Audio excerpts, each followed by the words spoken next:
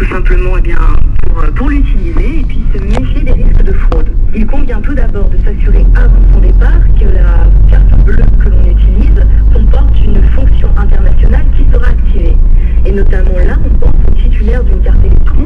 Effectivement, leur carte est inopérationnelle à l'étranger. Il faut également s'assurer de connaître le montant des plafonds, que ce soit pour les retraits ou bien pour les paiements que vous effectuerez à l'étranger, car souvent les paiements et retraits avec une carte bancaire ne peuvent excéder sur une période de 30 jours le montant de 2500 euros. Il s'agit souvent d'un plafond mensuel qui est déterminé par les banques, mais si vous vous y prenez à temps, vous pouvez toujours le renégocier. Enfin, la FUP vous conseille donc de ne pas prendre de risques, notamment par la limitation de l'usage d'une carte bleue pour le règlement du petit montant afin de prévenir les risques de fraude et bien évidemment de vous assurer de l'ensemble des assurances qui sont associées à votre carte bancaire, et on pense là notamment au cas des cartes de compte garde.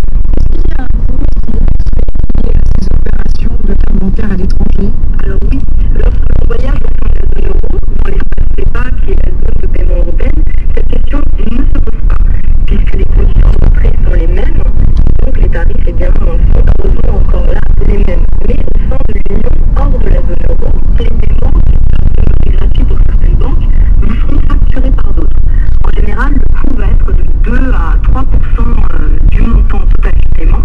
Quant aux retraits qui sont effectués, eux, effectivement, vont s'apparenter à des opérations de change, c'est-à-dire qu'un taux de change est prélevé par la banque, et puis également une commission. Alors, la commission sera de 2 à 2,5% du montant que vous retirez, et il faut bien évidemment se renseigner aussi, car il peut exister des accords réciproques entre votre banque française et certaines banques étrangères qui vous permettront alors de bénéficier de tarifs réduits pour les opérations. Et puis enfin, on pense aux Français qui séjournent dans le reste du monde. Dans ce cas-là, des frais fixes vont être prélevés pour les opérations, des frais d'environ 3 euros, et une commission plus importante sera ajoutée à ces frais fixes.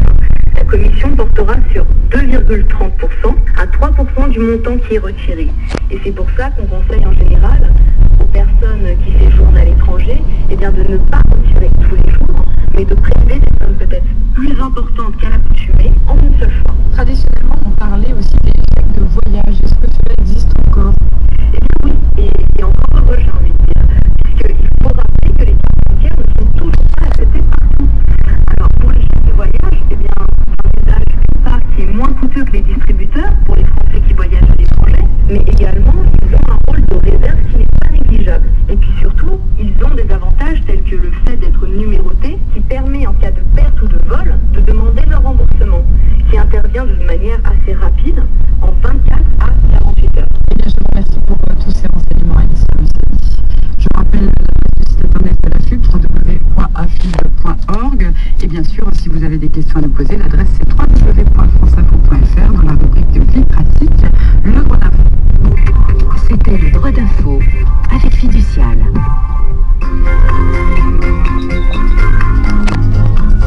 Quel peuple pilla Babylone en 1595 avant Jésus-Christ? C'était la question posée hier par Emmanuel Davidenko.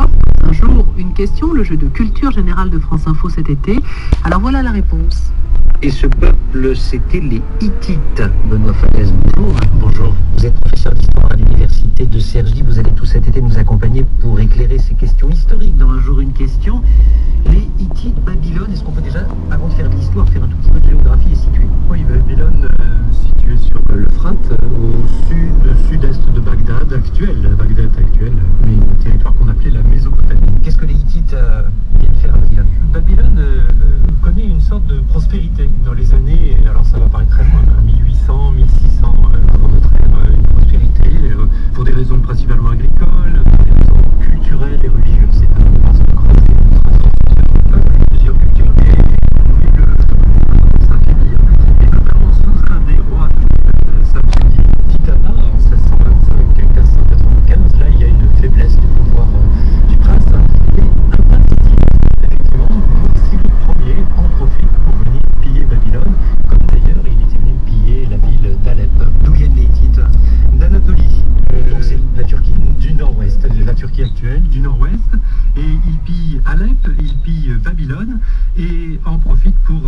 mettre à ça qu'une richesse architecturale et culturelle.